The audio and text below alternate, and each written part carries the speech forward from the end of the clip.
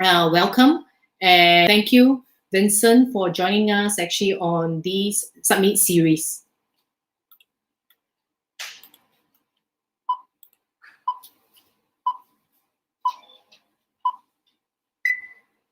Hi, welcome to the Leadership During Crisis online summit series. Thank you for taking your time to watch these episodes.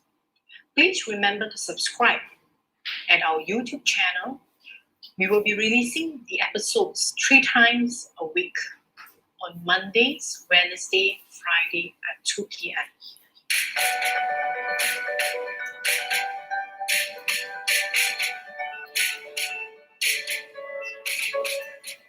Thanks, Vincent, for agreeing for these particular interviews. It will be quite insightful for our online summit series to understand from you, who's in China, on the current crisis, what actually happened. You are currently in which city? You're in Guangzhou. So when the crisis started, what were the steps that the government took? And then from your perspective as a business person, what did you take to manage the situation? We have China, we have Singapore and Malaysia. The policy is different. So China is very fascinating. All the staff stay home, even in Guangzhou, Shanghai and everything. But for Singapore and Malaysia, we issue a precautionary measure because Singapore never said stay home. But all our staff, regardless whether Singapore and Malaysia, have to wear masks.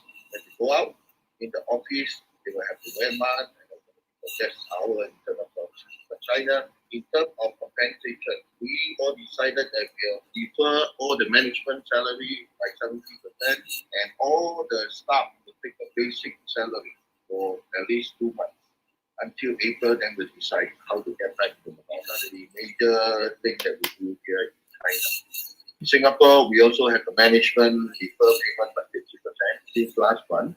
But for the staff that come back to work full-time, we still pay them the full salary. In this particular case, I think one of the crucial factors is the fear of the employee. How did you address and what were the crucial steps you are taking currently to prepare yourself? So during the crisis, besides staying at home, we set up a WeChat board where the employee needs to report their health condition every day at 6 o'clock. We are still doing that, but now we cut it down to once a week. So every employee will have to go online, report their position, where are they, and whether their health is normal. Should of the 67 staff that we have, including Singapore and Malaysia, everybody is healthy. I think they comply with the requirement very well. I think the key thing I am sure you're interested in, where all the business staff, we are in medical business, especially in Vector, all the hospital and clinic are all closed, and selling product to these places. So definitely our business will have to stop. In our product portfolio, we managed to have one portfolio with infection control, and this had to do with my background in joint change. And when I started this dental business, I invested in the infection control and disinfectant plant in China. But fortunately for us, because of this, we diverted our resources to the area where crisis required in order to sustain some of the income, although we also have cutting cost measure. But in the meanwhile, we managed to maintain some of the income. From this particular experience, what do you think you learned that probably helped you manage the situation? Okay, so the first thing we have to know that all these things come beyond the so any corporation or any company has to react fast. The second thing we realize that as top management, you cannot sit there and just say there's a crisis. Everybody stay home, everybody has selling card. We are thinking of alternatives. I think our proactive management is very important. You know, crisis come, what thing to do? First thing you have to think of the health of the people, think of the health of the company, and the company sustain for how long you can sustain, and what can you do to sustain the company. And I think this crisis teaches us that we reacted very fast, knowing that during this crisis, infection control product will be immediately we switch all our attention into our infection control department. And obviously we have problems because in Chinese New Year, all the staff went back. So even we have order, how do you start the production again, whether it's not raw material, packaging material. And we immediately set up a task force to work together throughout the Chinese New Year. We never stop. So I think reaction is very important. The second thing we learned that we don't put all the eggs into one basket. Even you are in a certain industry, think of an alternative that will complement your present investment or industry, but in time of crisis or you have additional resources to divert to. Like a lot of the car industry in China is making phase one. So how fast can you switch from one industry to another, at least to related areas? Manufacturing, how fast can you switch from a manufacturing car to manufacturing mask? So all these require a lot of management, thinking, collaboration, and also speed. Speed to react and to correct situation is very important. We are fortunate to have that management and also some of our staff. They sacrifice some risk by going back to the plant, they go back to the office to deliver the goods.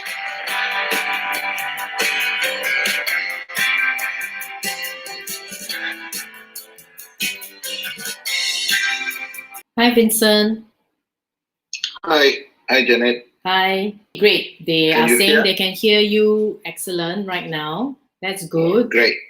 Okay. So now, Vincent, I would like to Yep. find out from you. I think a little earlier on, you spoke a little bit about the activities and what's happening in China. While we're waiting actually for the questions to come in, maybe we could ask you from your perspective, like what is the best method in terms of tapping on opportunities during these crisis aftermath, be it in China or your other businesses in Singapore and Malaysia?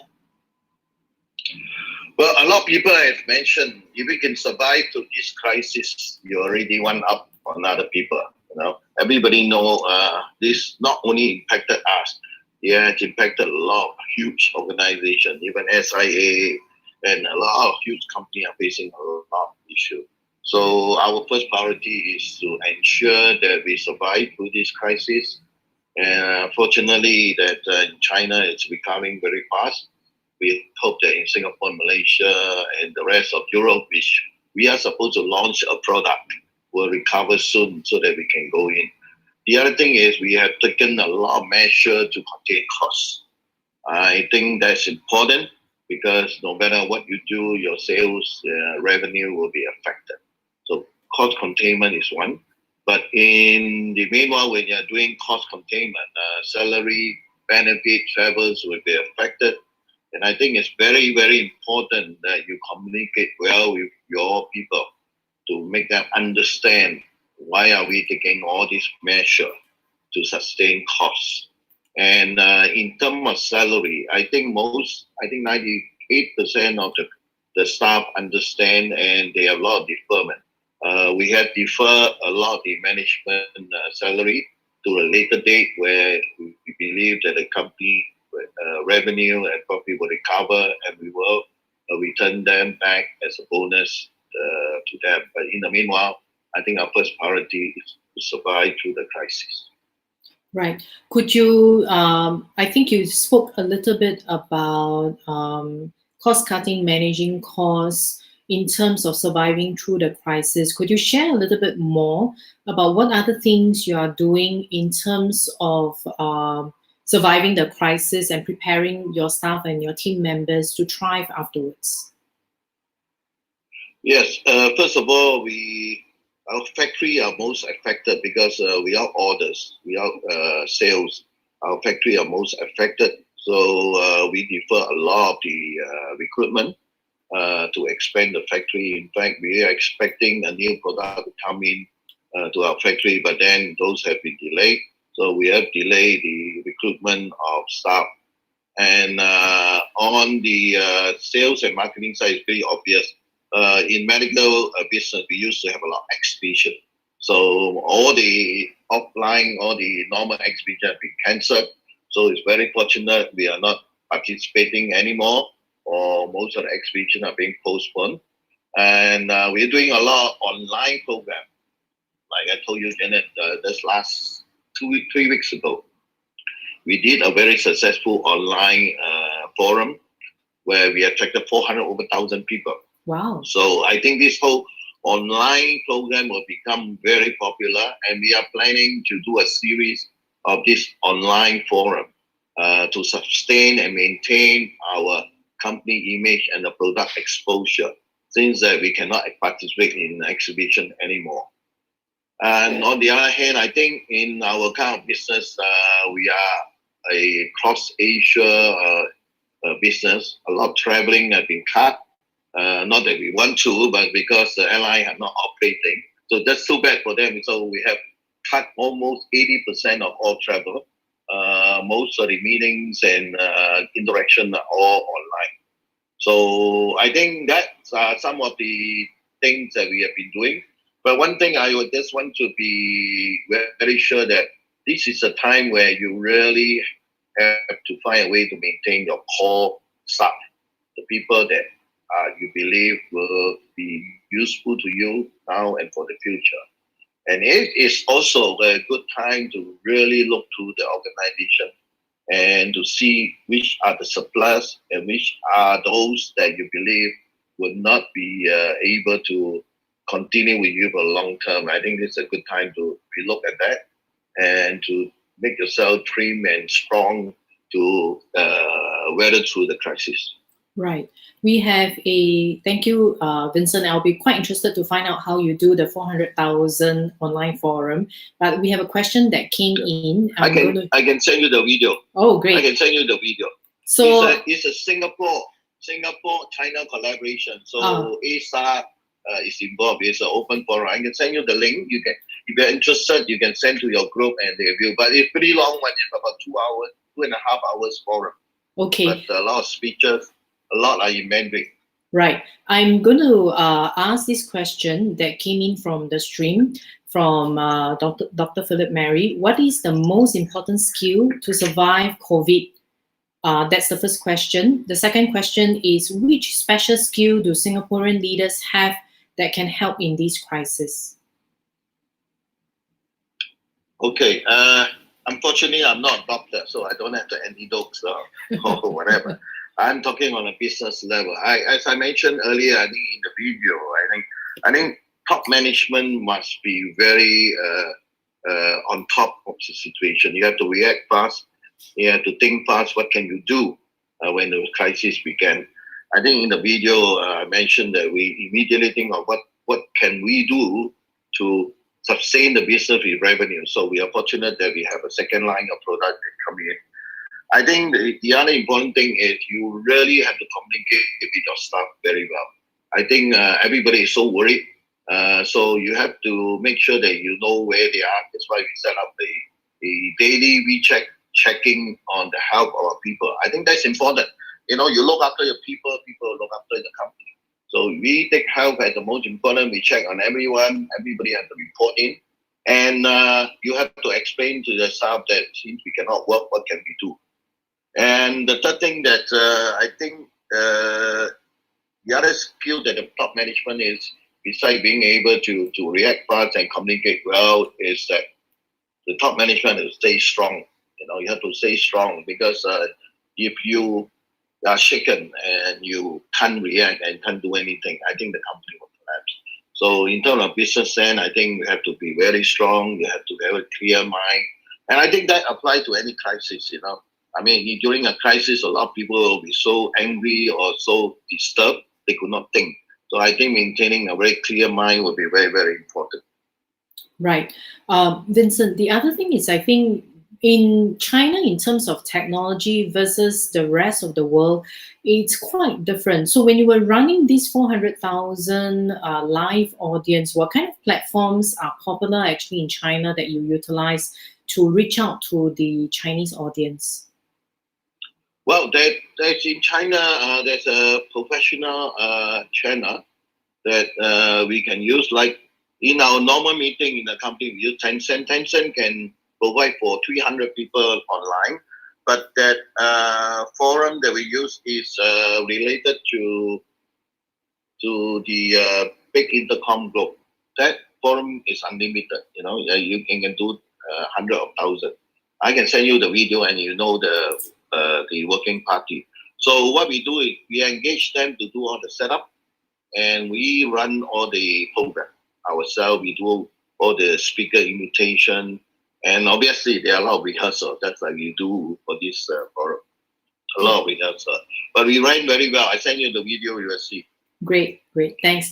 Now, the other thing is you also mentioned that I think moving forward, online, it's a way for the company to actually reach the audience. I think both of us came from the medical background. We are in touch with medical industry in terms of doctors. The face-to-face meeting, the building of relationship is crucial. How do you see these changing when we move forward in the longer term? In this new climate? Okay, just to give you an example, at 3:30 this afternoon, I'm doing a remote training program for my distributor in Tianjin.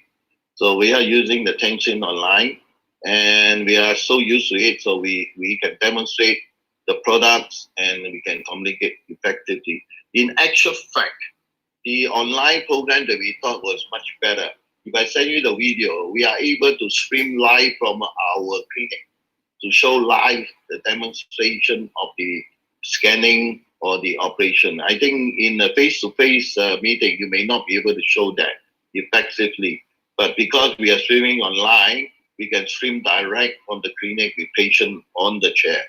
I think that is very, very useful. And as I mentioned, we are going to do a 3D printing online forum in Singapore in June. So if you're interested, you can contact with Alan and Bai Cheng, and you can see how we run the program. I think that for the long term, the online training, demonstration, and communication will take over at least 50% of all the face-to-face program. And the other major thing that you will see is in our forum 2 weeks ago, we had connected US, Singapore, and China together at the same time. So if you are doing face-to-face, you can't connect the world together. Right, right. So when you say 50% actually of the business will be done online, are you saying it mainly for your business in China? Or you think that even your branch offices in Singapore and Malaysia, it will be the same, and when you actually launch your products in Europe, it will be the same as well?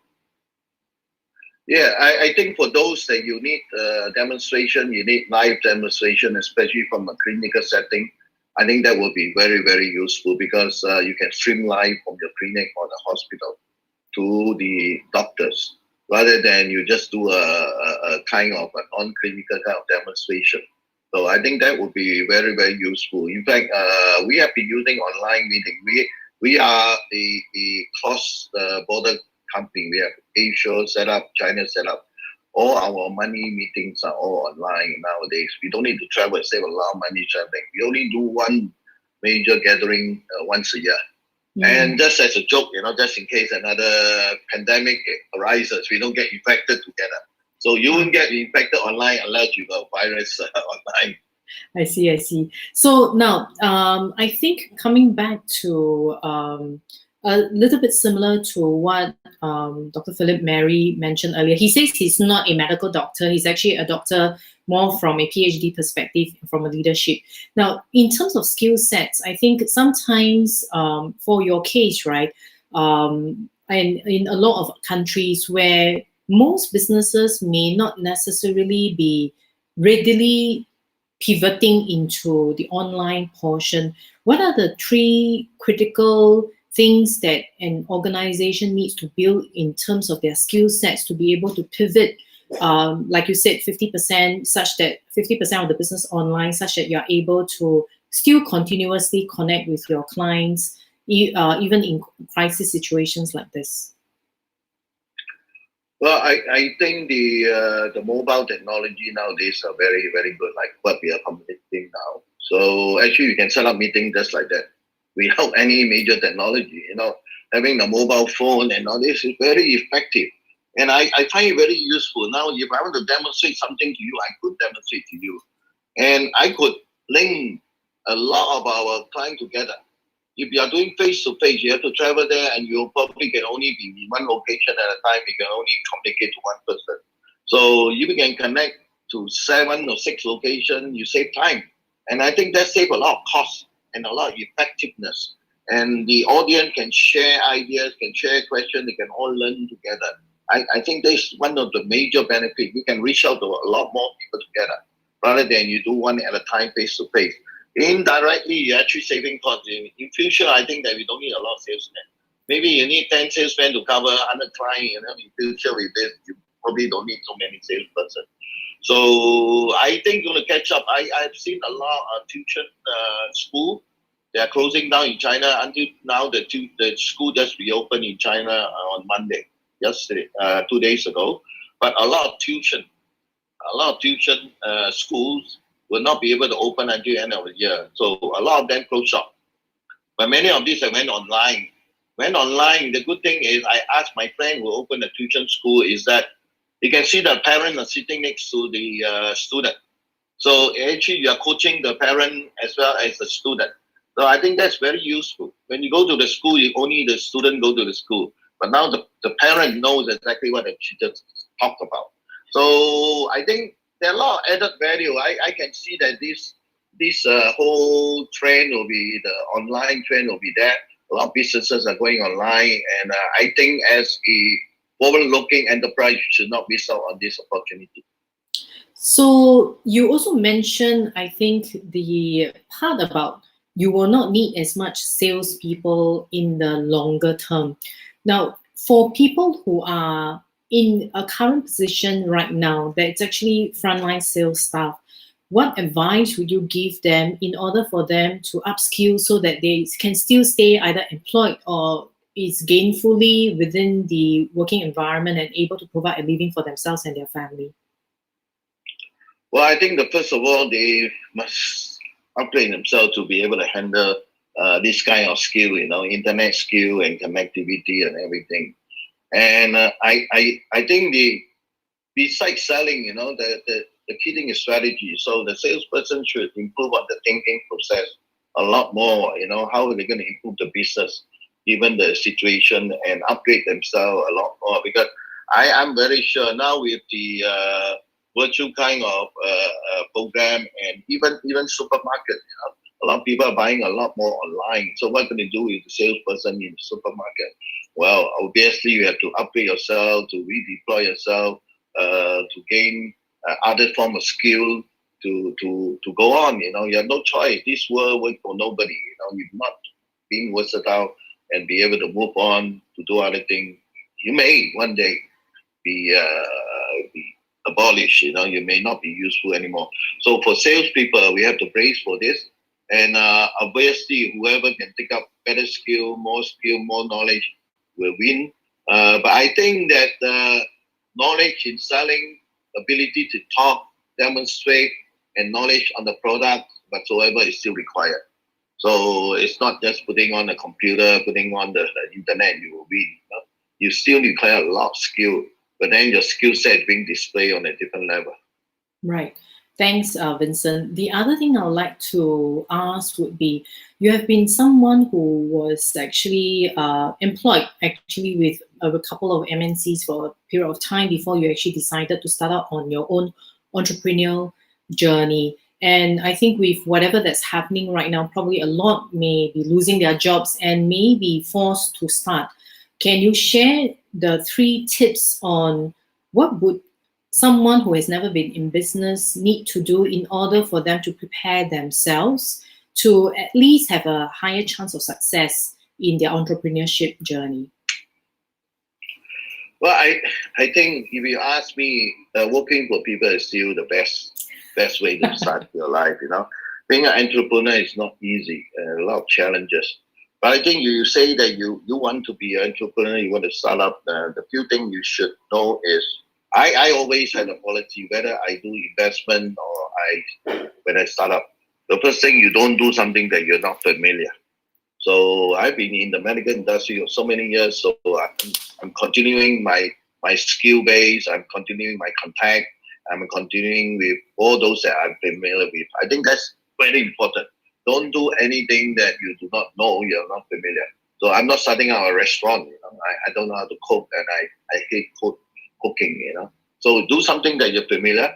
The second thing is that I think that you must be able to tell yourself, for how long can you sustain your business? Do you have the backup, either yourself or your friend or your group, and they can back you up? Because running your own business, you need to run. I think I've gone through like 10 years now. in the first 3 years is most crucial. A lot of ups and downs, and a lot of time during the third or second year, you feel like giving up. Okay, so you must be able to plan to sustain for at least 3 years, and you have to see your resources. And I think the last thing is you can't do it yourself. Don't ever dream. You need people. And first of all, before you start, you really have to be able to find a group of people, or at least a few people to have the same-minded approach, in the same idea, and they're able to work together to sustain the business.